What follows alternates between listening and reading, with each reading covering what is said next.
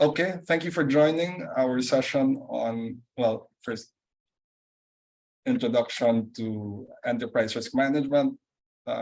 This is an introductory course where we will be covering the basics. We will be covering key concepts needed to understand enterprise risk management. And then we will look into a couple of tools. I will share with you a template and also game mechanics for risk management war games that we developed internally. So that's a bonus. That's a bonus content that we have for you. But before we get into the topic itself, we do have a couple of announcements, a couple of upcoming events that we'd like to promote. We have the Bluegrass Business Data Analytics chat. So I'll just click into that to show you what I'm talking about. You can still see what I'm sharing on the event, right? On the Bluegrass page? Yeah. Okay, great. So this is a webinar presented by Sarah Pointer, who's at CBAP and CBDA on Business Data Analytics certification. So we highly encourage you to check that out. I'll drop that right into the chat. And the other event that I want to promote for you is our next chapter event. So this is going to be an event discussing the Philippines Skills Framework. So an overview of the Philippines Skills Framework. What am I talking about anyway? So this is talking about the current demand for skills in the Philippines job market. This is a framework that was developed in the Philippines by Filipinos, but based on a framework that's been introduced and made popular by Singapore. So the speaker is actually a learning director at Thames International University, actually one of my former professors in college. So she's great. She has a lot of experience and certifications under her belt. I'm very much looking forward to this one. And as I mentioned earlier, we're looking forward to a lot of speakers in more technical areas, thanks to this new linkage that I found or that I revisited already. So through her, we're looking at getting AI and cybersecurity and those other technical topics. So very exciting year ahead. Excuse me. And that's what I have in terms of announcements. So I will also be, this one is not yet out.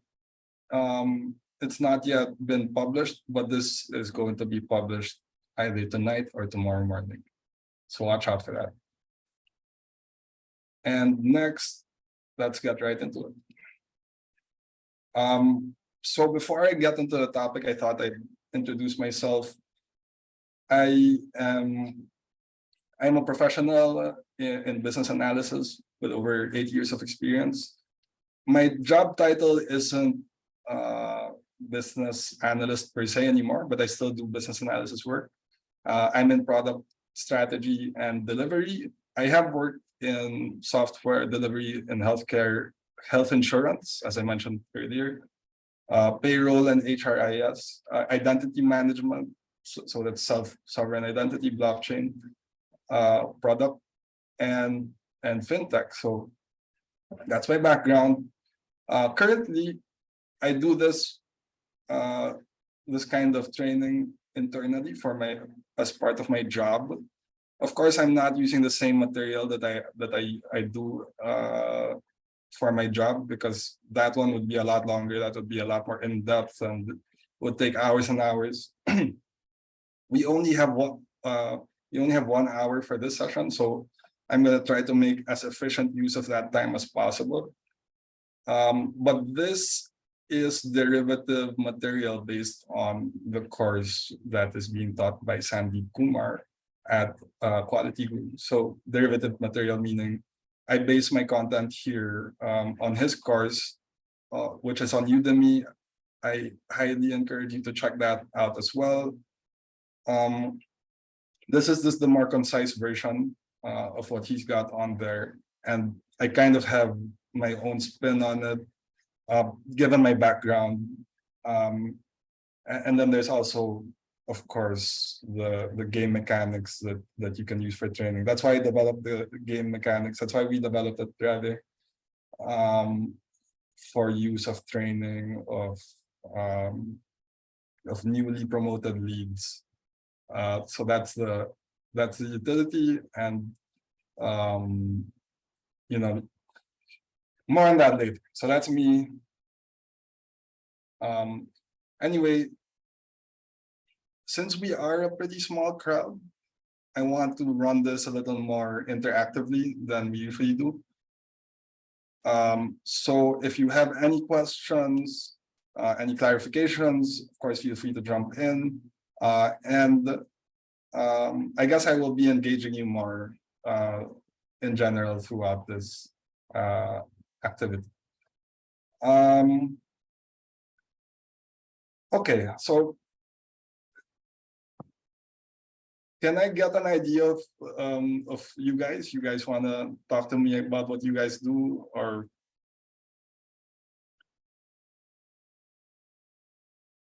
what you're interested in this topic in particular?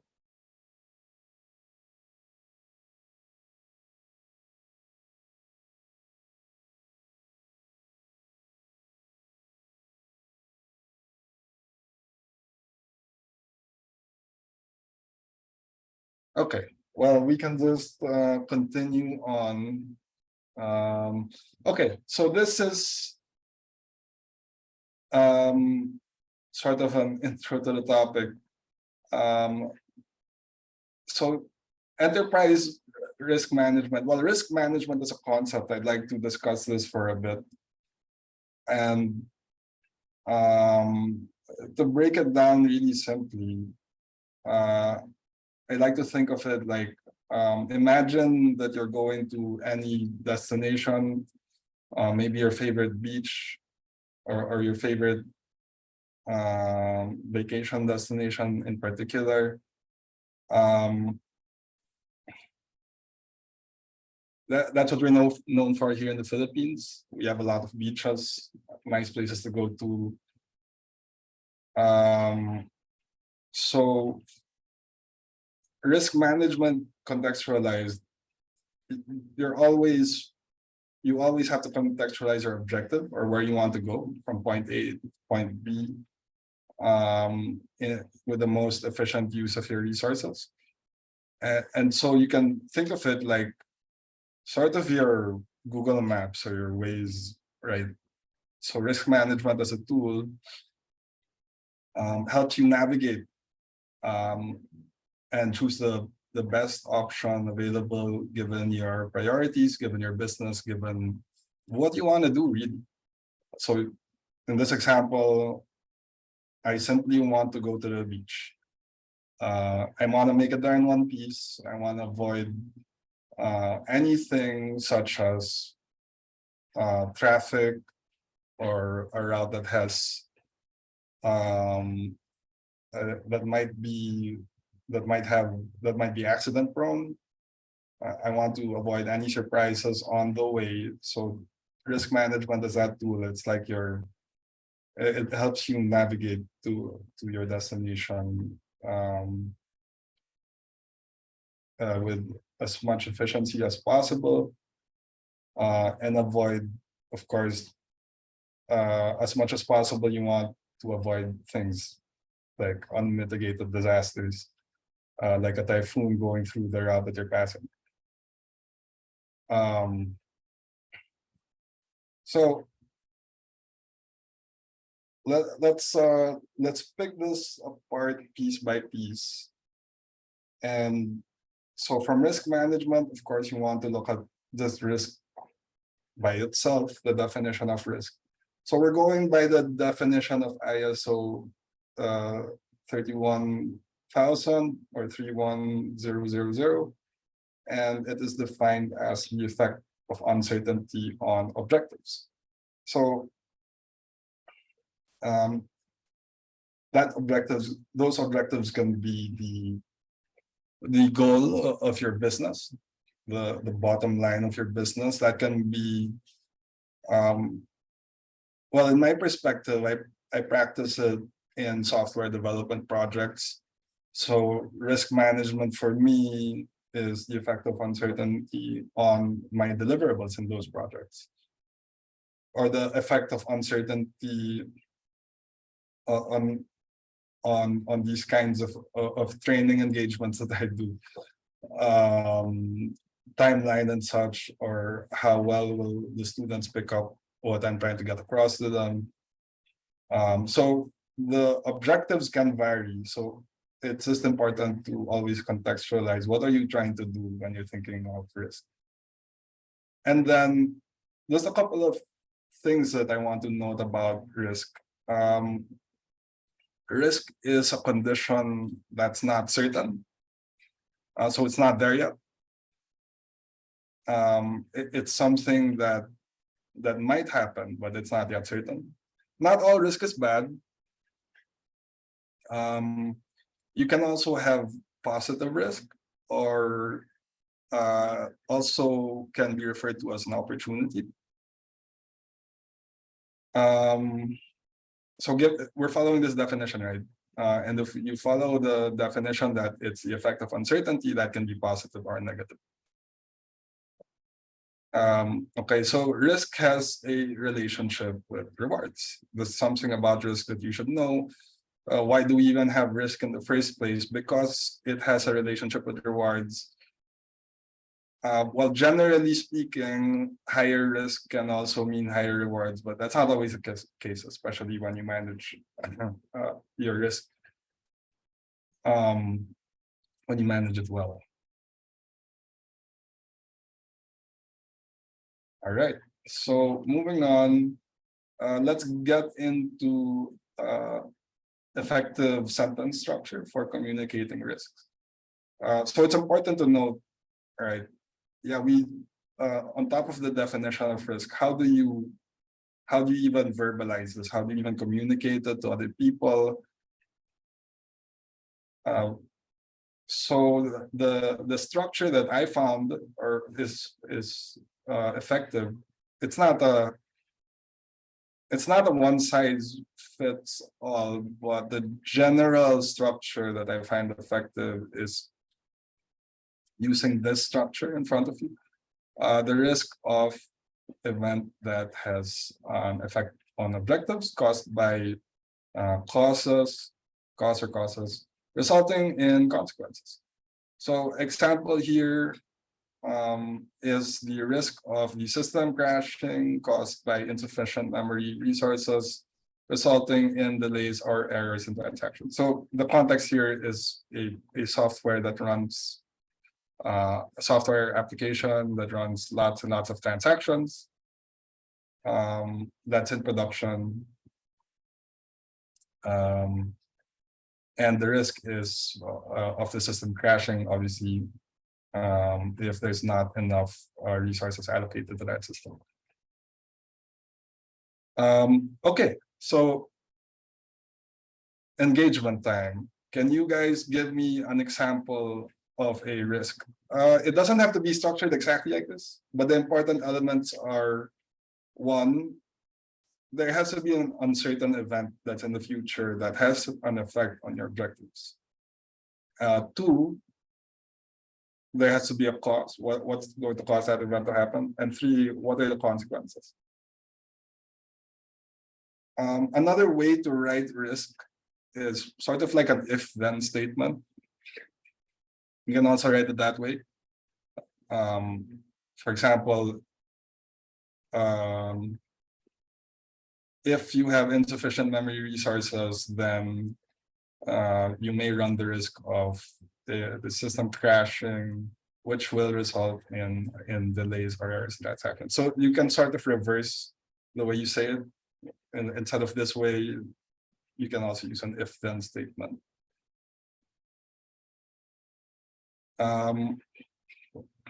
Okay, so does anyone want to give me an example a risk statement? Sort of try out this structure. Let me try. Go ahead.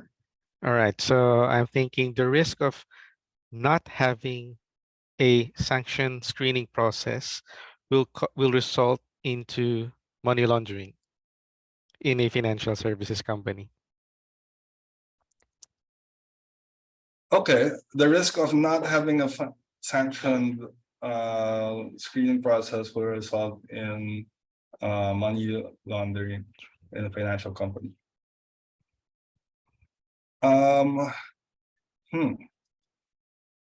Almost there, but there's a couple of missing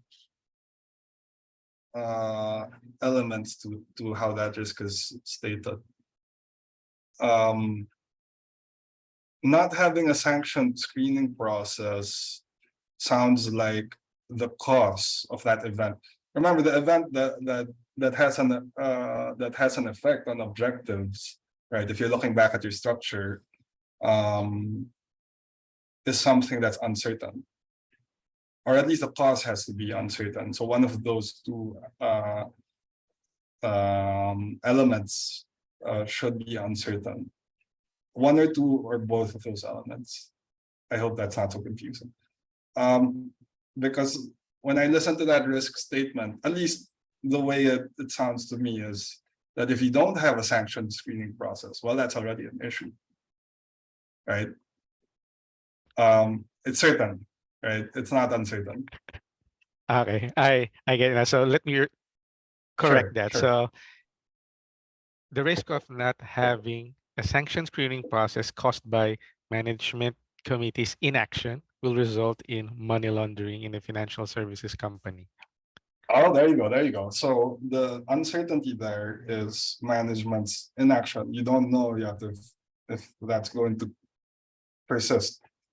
And another important thing that I want to point out about effective communication of risk, and that's why the sentence structure is so important, is that it needs to be structured in a way that it promotes positive action. That's why you communicate, so that someone will do something about it. And that's why it's so important. Thank you for sharing that example. Okay, does anyone have questions about this?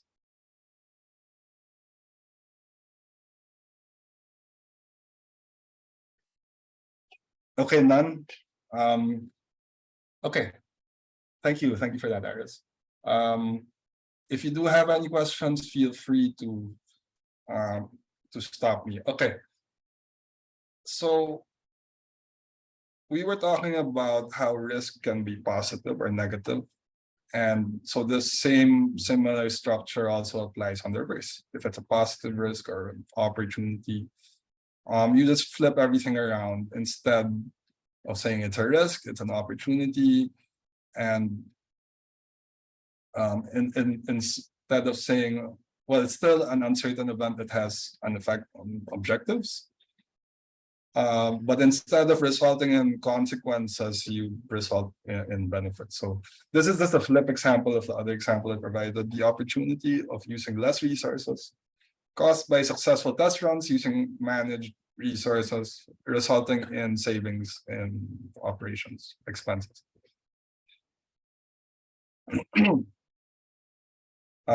Okay, so I think you guys get the gist.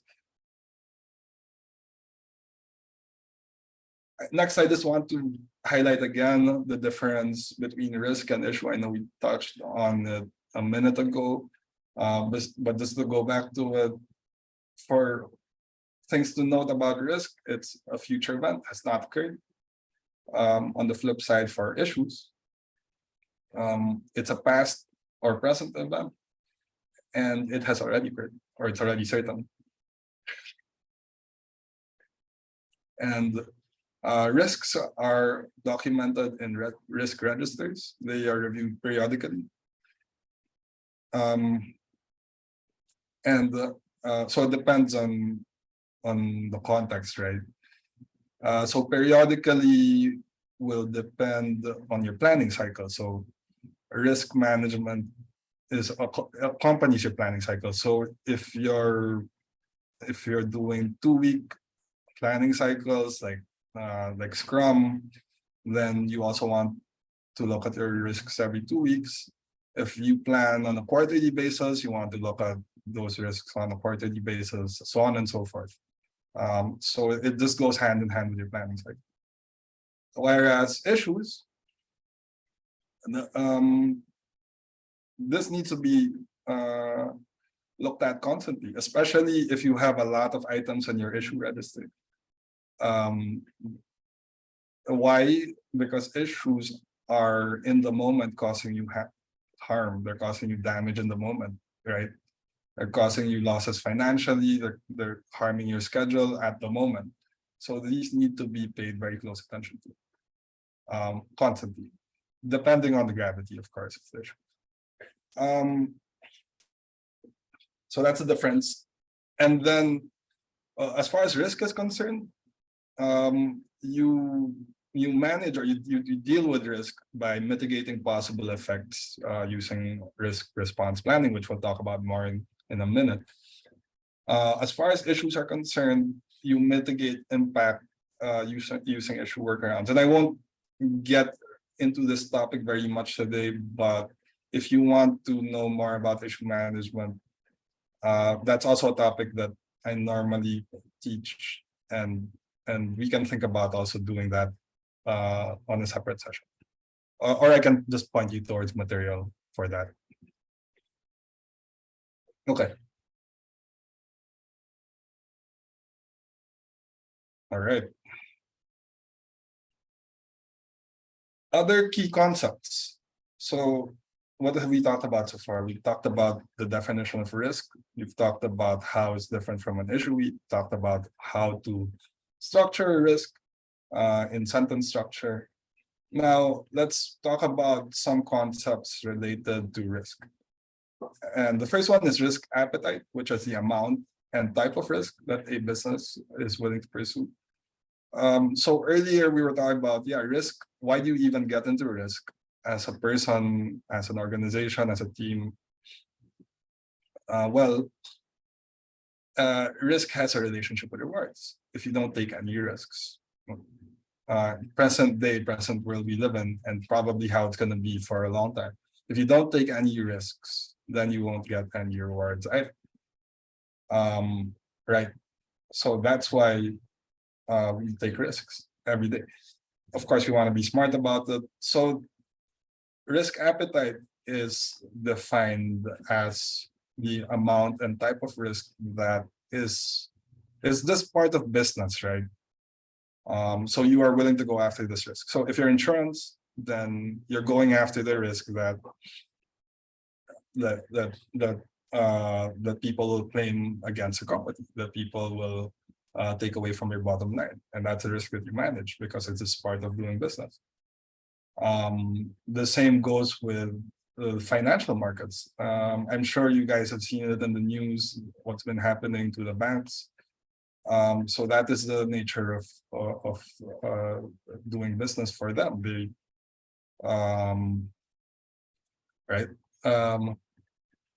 They borrow short and lend long, and so with what's happening in inflation, they really have been taking hits, especially when consumers panic. So that's financial markets, and so risk appetite really is defining what kind of risk do you go after as a business, as a person. It depends. What are you managing risk for? So that's risk appetite. You always contextualize what are you doing it for. risk tolerance is the amount of residual risk a business is capable of handling. Before I define that out for you, let's get into residual risk. Residual risk is the amount of risk left over after risk management. So after you put into place your mitigation strategy, like insurance and whatnot, there is leftover risk. And that's your residual risk. So ideally, this graph, this image in front of you is your ideal relationship of these three concepts in your business. You ideally want your residual risk to be less than your risk appetite, and your risk appetite, of course, less than your risk tolerance. Risk tolerance, if you go beyond that, then you may go out of business.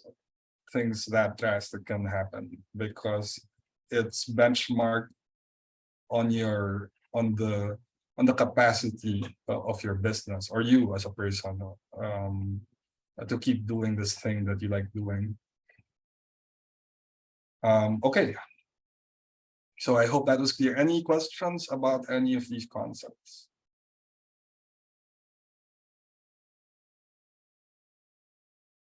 No, pretty straightforward. All right, great. All right, so risk management, by definition, we're going back to ISO for consistency, and because it just by experience, it provides a really good set of it's a really good resource to base on, just based out of my own experience. All right, so coordinate the activities to direct and control an organization with regard to risk. I'll show you a little bit more ISO stuff later, but just the gist is you want to minimize surprises. You want to maximize resources as an organization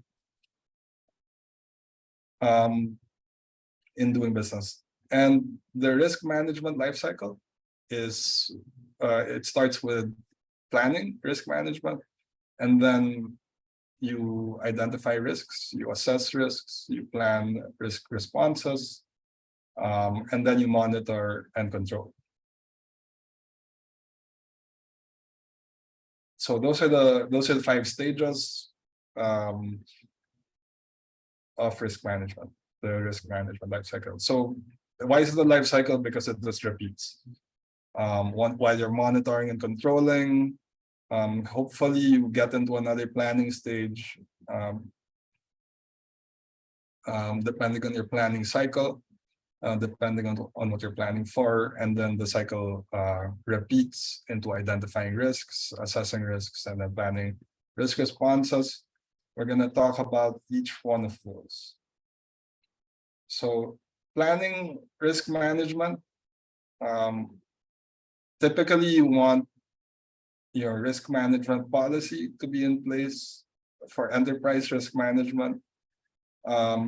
You want to know who your stakeholders are. You want to know what are your performance objectives. What if you don't have a risk management policy? Then what you want to consider are the concepts that I showed you earlier.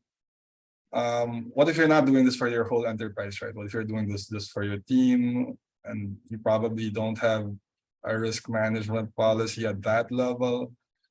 So I would defer to the concepts I showed you earlier, which are risk appetite, risk tolerance, and your, well, those two concepts would make up would give you a good starting point for what's your risk management policy, just by thinking about how do you want to do business? What kind of risk are you willing to go after? And how much of it, right, are you willing to go after? And then how much can you tolerate, right? How much of this risk is actually okay for you to sustain in your business? Because As a business, as a team, if you want to contextualize it on the team level, then as a team, how much of this risk can you sustain and still keep going and still be performing and be getting good performance KPI? So that's how you can contextualize it as a team. You can also look at it on the individual level, right? You can be managing your own risks as an individual. So as an individual, doing your what are your goals? What do you like doing? So as a business analyst, how much risk can you take on a regular basis with regards to your own KPI or key performance indicators that you have for yourself, that you set out for yourself. So that's the whole point of having a risk management policy. You want to know yourself, you want to know what kind of risk you're okay with. You want to know what kind of risk you're not okay with, how much of it that you're not okay with. And that's very important in being able to plan. And so what do we do anyway when we're planning risk management? So identify roles and responsibilities. So again, this depends on the context that you're doing it for.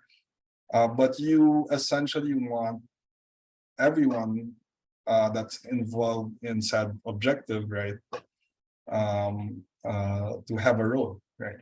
Everyone should be involved, everyone in the team, everyone in the org should be a part of risk management at some level. Why? Because nothing is worse than a blind spot, right? Something that you could have avoided, but then because you left out the wrong person, ended up in issues. Other tasks, define risk assessment categories. You want to all be on the same page with how you assess risk. So this will vary per business, but I'll show you an example of how you can do it. But you want to define how you're going to do that in your planning. Get on the same page, speak the same language. You also want to establish tools and templates to use. So depending on the business, the complexity may vary. But again, this is an intro course. So what I will be showing you is a basic but powerful tool. And then your output, you want to define all the roles and responsibilities in your risk management. And you want to have a tool that you can use for documenting risks and the way to use that moving forward.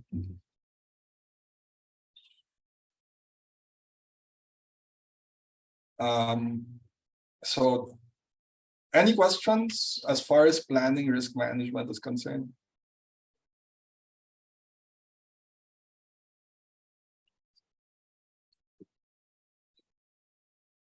No, okay. We're good. Pretty basic. All right.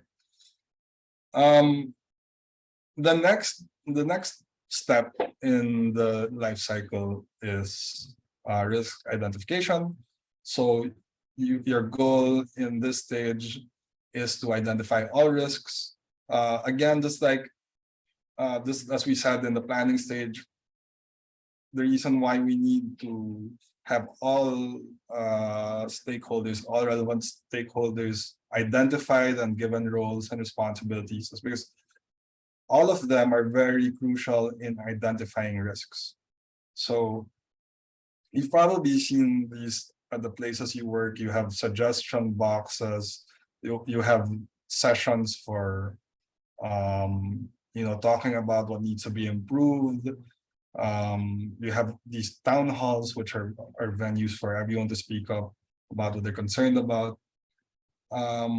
So when it comes to risk identification, it's good to have as much people as you can that are relevant to the objective or the goal for which risk management is being done. So let's go into some risk identification tools. Just a couple of tools that that are pretty straightforward to use for risk identification. One is Ishikawa diagram, and you see an example here on the slide. So it's also referred to as a cause and effect diagram. So basically, the way this works, if you don't know how an Ishikawa diagram works, is you have a main issue that you don't want to happen, right? So for this example, which I just ripped off Lucidchart template, unsellable strawberry jam. So if you're in the jam business, then you don't want this to happen, and you can map out, okay, what can cause unsellable strawberry jam, and there are different categories for that, which is method, material, measurement, machine, manpower, environment. Then you can drill down into those categories, those cause and effect categories. And so this is one tool that will really get you going in terms of identifying all the risks related to an issue that you really don't want to happen, right? So I know most of the people here in this call are into software development. So if you contextualize it that way, then what are big issues in software development? One, quality. So it can be unsellable software, right? Because due to poor quality.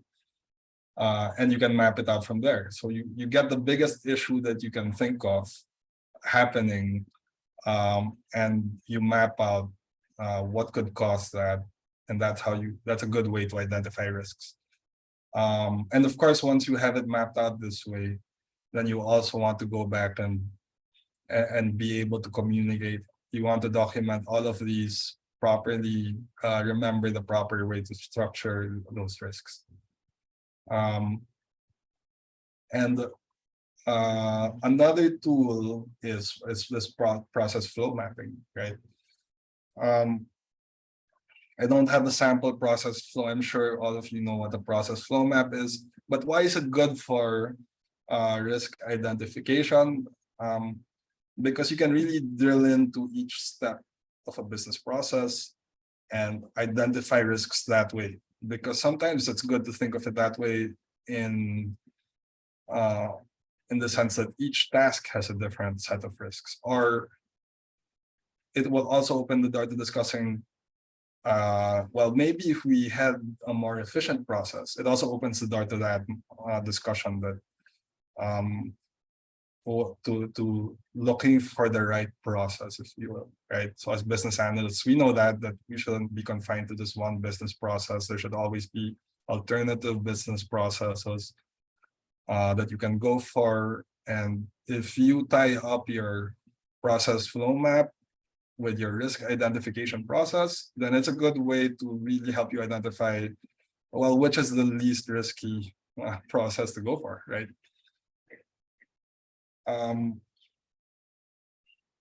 Okay, so there are other tools for risk identification out there, but these are the ones I mostly use.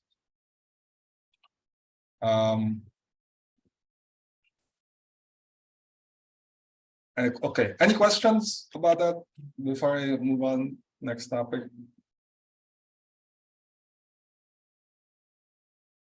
Okay, we're good. Thank you. Thumbs up. All right. So as we started to touch on when we were talking about the Ishikawa diagram, risks can have interdependencies, right? And so can opportunities. Meaning, once a risk is realized or it becomes an issue, it can, I thought I had an animation there. It can lead to more risk. So for example, parent risk is realized, and then you all of a sudden have three or however many children risks along with it. So let's take a concrete example.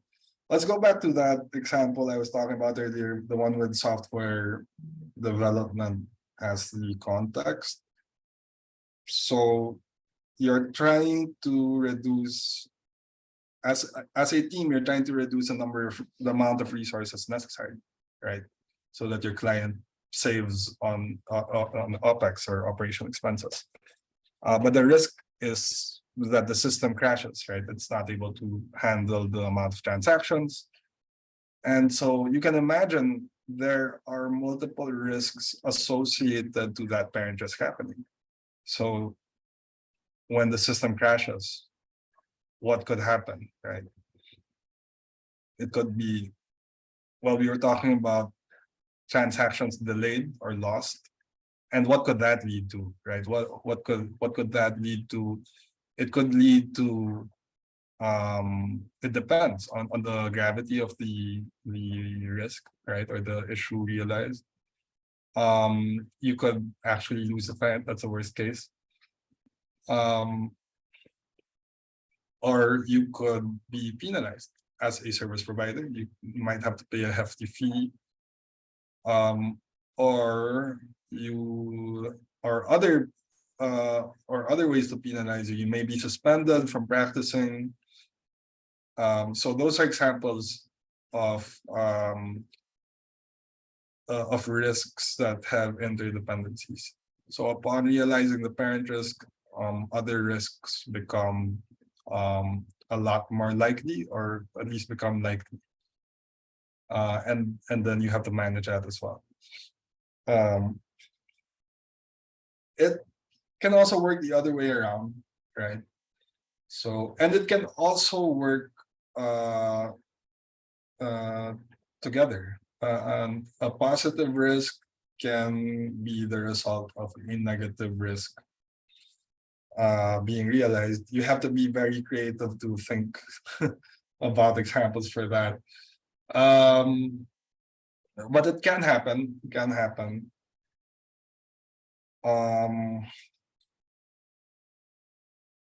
So the positive example would be, well, if using resources, you're able to pass your testing for using less resources. So we're using the same example, right? Software development. You have a system on production, and it's a consumer system. Lots of people use it.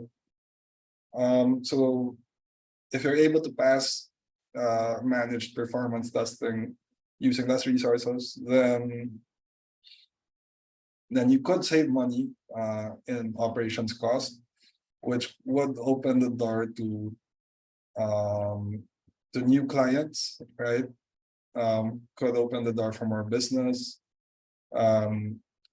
could open the door to further optimization, and so on and so forth. And it could open the door to more risk as well. So it can be interdependent. It can open the door to more negative risk. Negative risk can open the door to more positive risk. Okay. So that's it. That's all that I have on risk identification. So basically, identifying all your risks related to your objective. You make sure that everyone relevant has a voice. You want to get the most input out of everyone as possible. That's the idea. And then you want to do it as a group. Any questions about risk identification?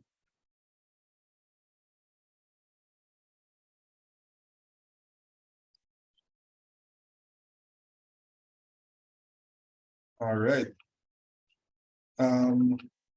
Next that we have is risk assessment.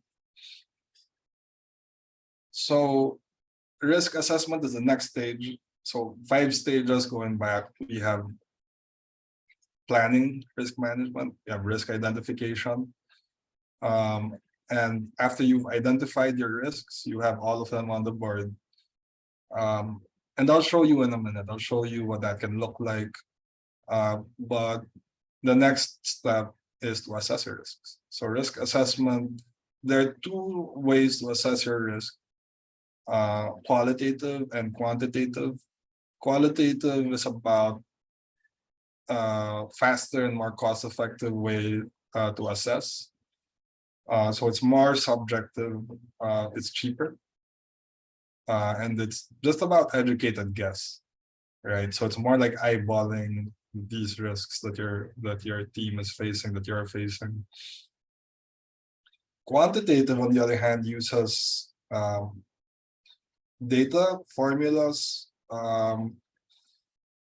Usually, quantitative involves using fancy software, maybe AI. It's more objective, but it's also more time consuming and expensive.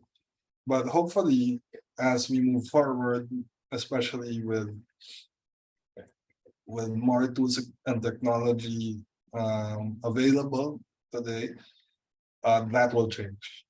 So especially with all the chat GPT and other platforms, yeah, we'll have tons of other more available risk assessment tools.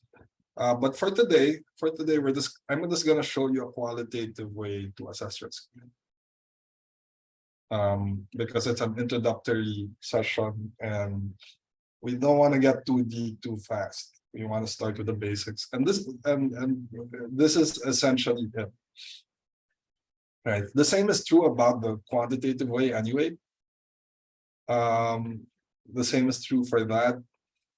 You're still looking at impact and probability. You're just looking at bigger, more complex data sets. So, but this is the gist. You're looking at assigning a risk score using probability and impact. So you multiply probability with impact to get your risk score. And here's the most basic way you can do it. You just assign is a low probability, moderate, or high. And same with impact.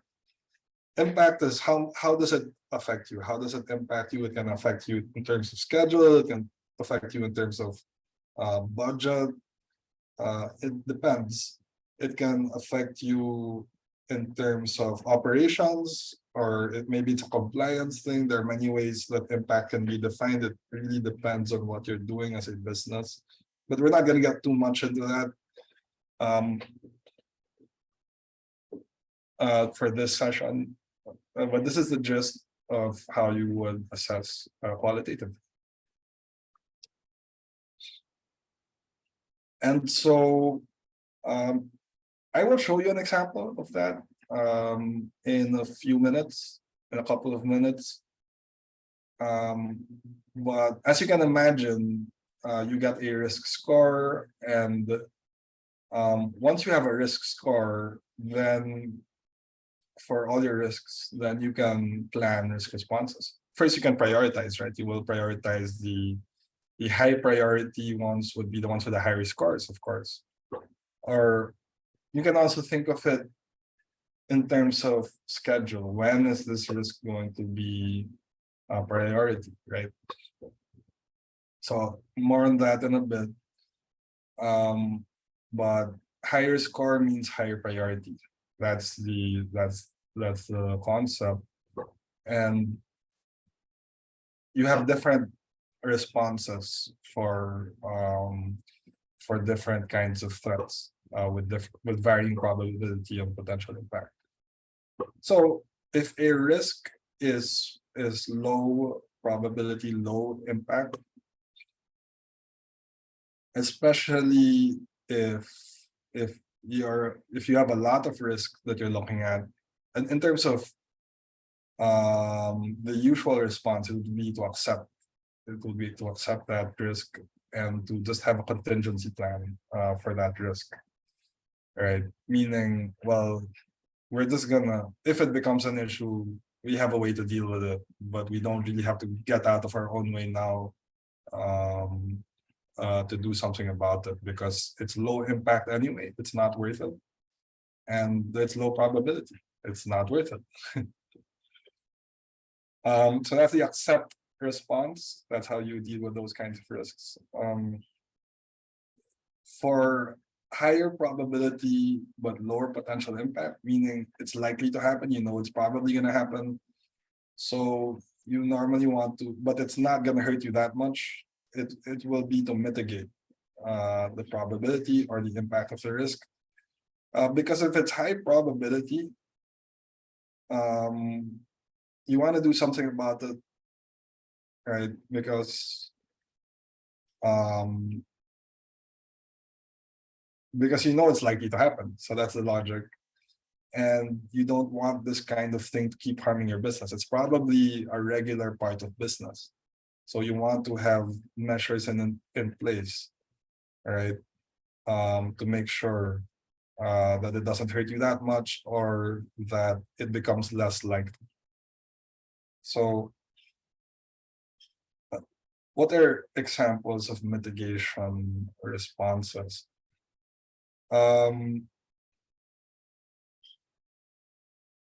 Let's say sidewalks, right? Sidewalks on the side of the road, you give people a place to walk to reduce the impact of, or the probability of having accidents on the road, or well, that's high impact.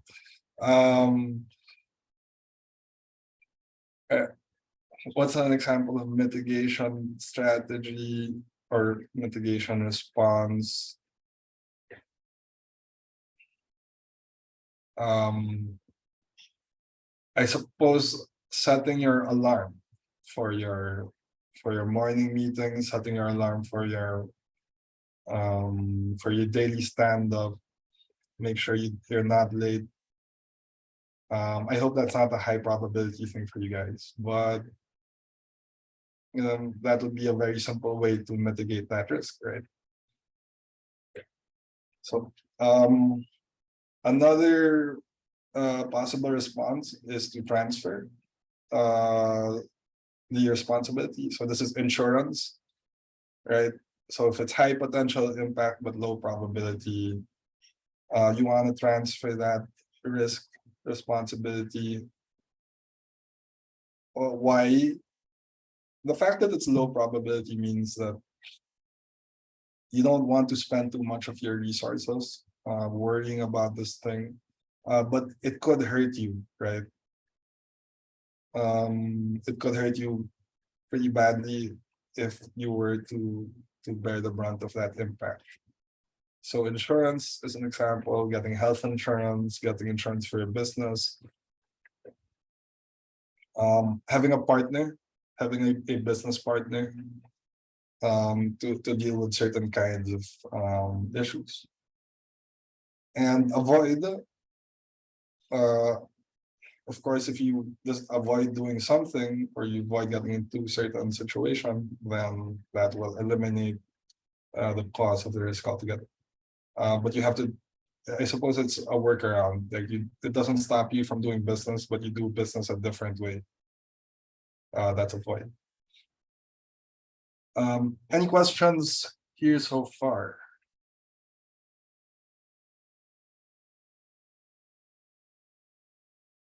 Wala naman. All right. Wala na pala si Mayor, so pwede na mag-Tagalog. I know, but this is being recorded, so I should still speak English. Okay. All right. Unless we just translate it. Anyway.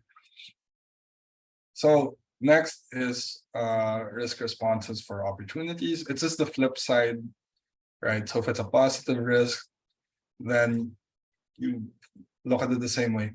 But on the flip side, instead of mitigating, you want to exploit that positive risk. Instead of avoiding, you want to actually enhance that positive risk. What's the difference between enhance and exploit? Enhance typically is something that you're already into, right? That's something that's already high probability that you're already getting into, but you just want to make sure that opportunity is realized. It might be regular part of doing business already. It might be your regular workshop. You want to make sure that you get a contract out of it by enhancing that opportunity. So that's the difference. Exploiting may be something that you're maybe something that's less impactful to you at the moment or less likely to you at the moment, whichever. So you want to exploit it, something that you're only starting to do, or just not the same level of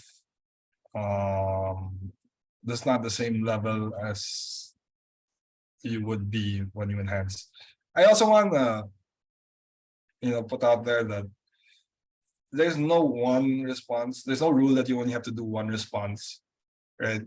You can have multiple responses to a single risk, right? So just because you're already on insurance, it doesn't mean that you can't still mitigate, right?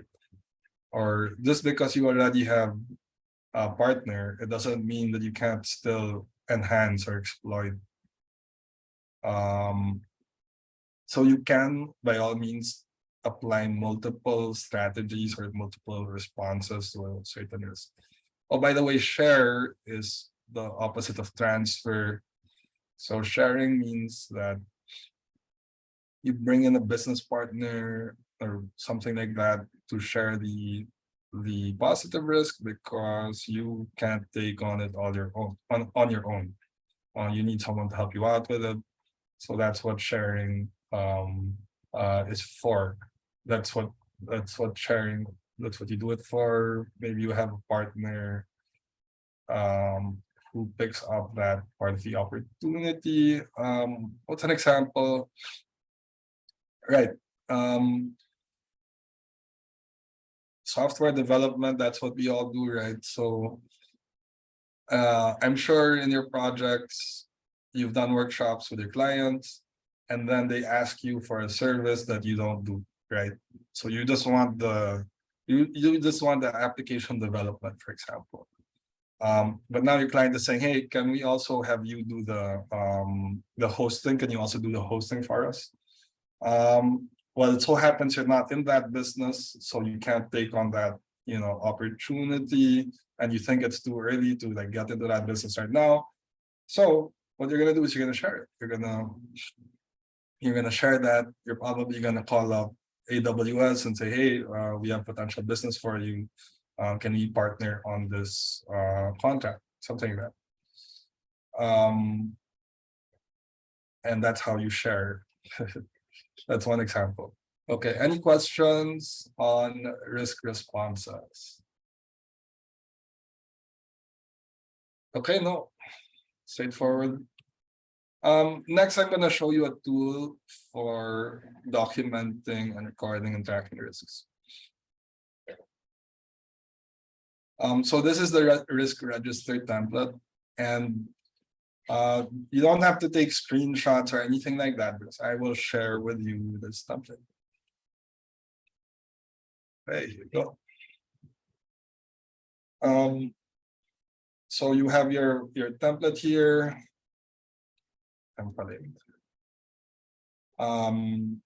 So you just list everything down here. So the date identified, what category are we even thinking of? Some sample categories, pretty generic. But it really depends on your business, what you would put in here. And description of the risk. Remember the structure that we were talking about earlier. And probability and impact in your assessment. And then you want to also select a response. So you have the response category here. Well, what if you want to have multiple responses? As we were talking about, you can have multiple responses to a certain risk. That's fine. That's totally fine. You can have one line here that's the risk, and then you can have multiple lines here, which will be the responses to that risk. And then you also have your residual risk, which is the leftover risk after you've done your risk responses. And you would still have probability, impact, and score. And then the last part of this template is your tracking, right? So here you track which of your risks have been realized, and this is where they become issues. And then you're looking at, okay, what's the impact on your project and what you're trying to do. And this is how you track. So let's just do one example, because we don't have so much time. So date identified would be March 28. Risk category. Does anyone want to do an example with me?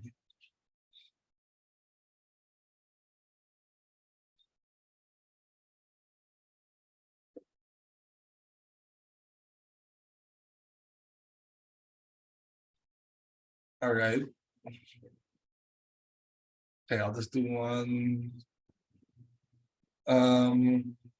So let's do a budget risk. So it would be a risk of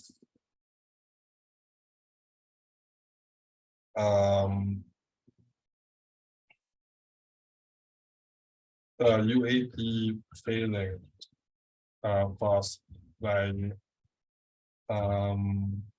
unclear requirements.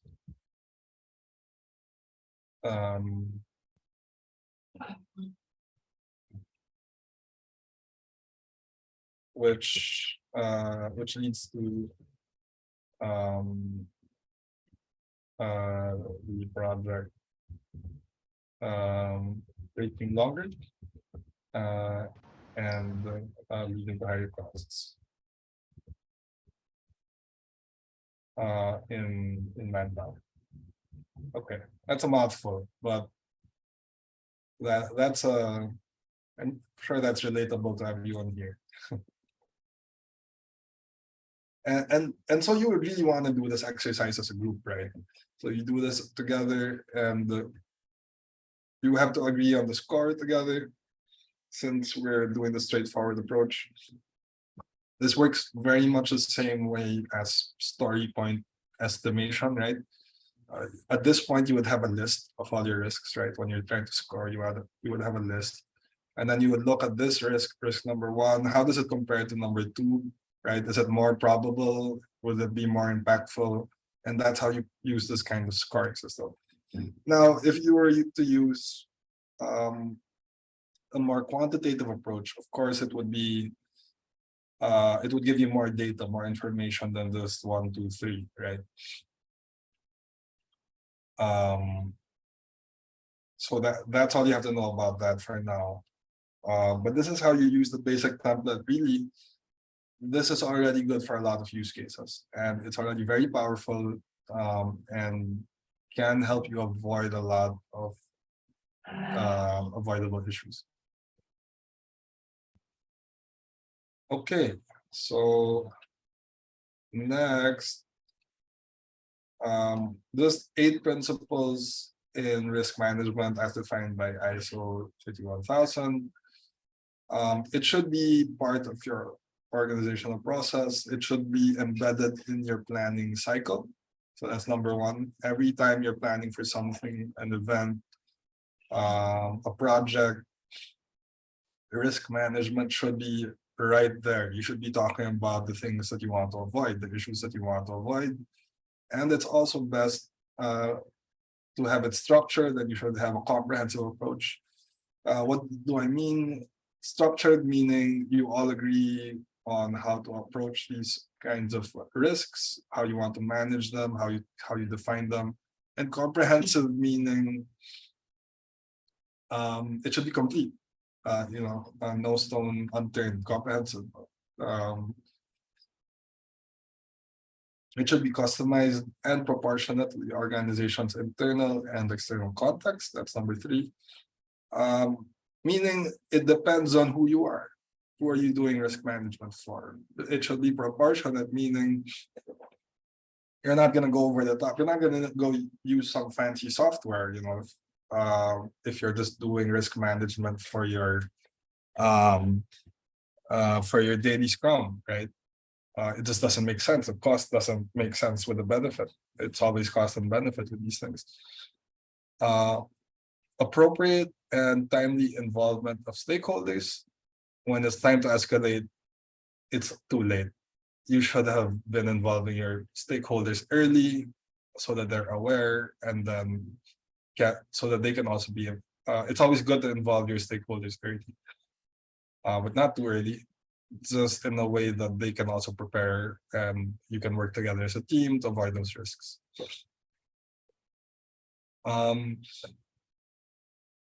And it also promotes a better relationship with your stakeholders, right? When you're constantly communicating, you're on the same page, what to look out for, how are we going to manage. It's always good for your relationship. And it should be dynamic. You should be able to anticipate, detect, and respond to changes. I think that speaks for itself. Based on best available information and future expectations.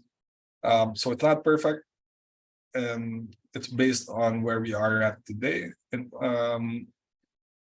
where we think we are going in the future, what our outlook is. And of course, it's always good to have a positive outlook, but also be prepared for the worst. Human behavior and culture influence all aspects of risk management. Of course, we all know that robots are going to take over the world one day, but for now, it's human behavior. Okay. And lastly, risk management is continually improved through learning and experience. So this is what we're doing now. We're learning and we're experiencing risk management. You do it every day in your day-to-day lives, whether you call it risk management or not. I'm sure everyone does it, and now you have a basic structure approach to it. I hope this helps you. I hope that you're able to make use of these tools. I'm going to close with this: risk management war games. Here are the game mechanics.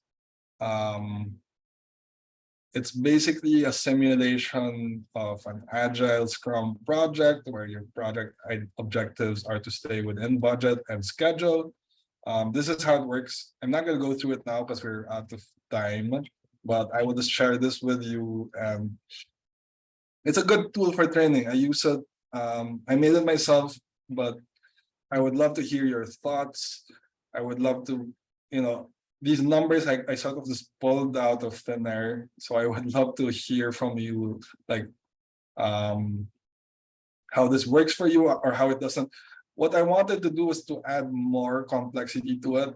But I want to test out how this basic version, how you guys like it. Maybe you have ideas to add to it. So basically you do this with your team, and then you have to prioritize, okay, are we going to deal with the budget risk or the schedule risk? And then you have a randomizer. So and then it's also a bit luck based. One, it's showing you how to prioritize your risk management, and two, how to work together as a team to do these things. These kinds of simulations help teams a lot, in the sense that it makes them good at having these discussions, right? So if you're okay to have these discussions about risk in a game setting, then when it's actual real life, then hopefully it will help you not panic and not do the wrong thing in real life. So that's what training is for. And here's the game spreadsheet. So it's just a version of the risk register that has dice, that has a randomizer. So you would plot your risks here. You would decide as a team how you're going to deal with it, and the rules are there that will tell you that you can only make certain number of risk responses. You don't have infinite number. So that's a challenge, right? Because you don't have infinite number of risk responses, you have to deal with potential issues that will come up. And this is that. So I will drop this in the chat box too. And that is the end of this session. I hope you enjoyed it. I certainly did. And I will look forward to developing this game more, to developing the material more. Let me know your thoughts. And that's it.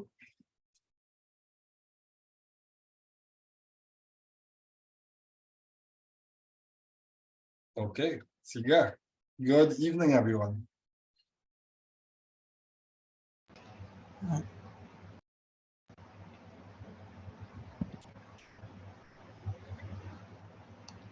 Thank you, sir. Can I have Okay. one question? Yeah, absolutely. Yeah, just a thought. So, does is there like a solution for automating risk management? Yes, there's a lot out there in the market.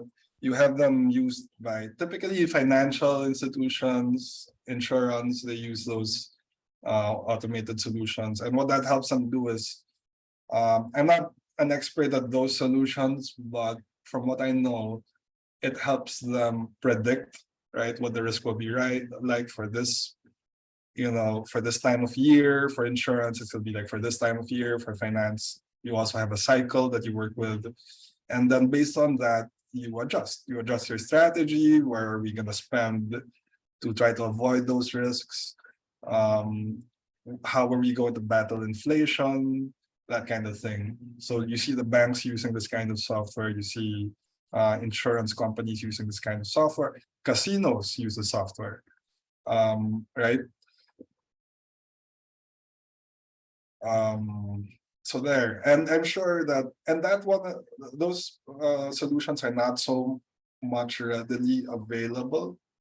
So that's why I'm bringing to you a more basic approach, but I'm hoping that will change soon. With the boom of AI, like, all of this should be possible. Did that answer your question? Yeah, thank you. Sure. Yeah, any more questions? I'll take a couple more before we close.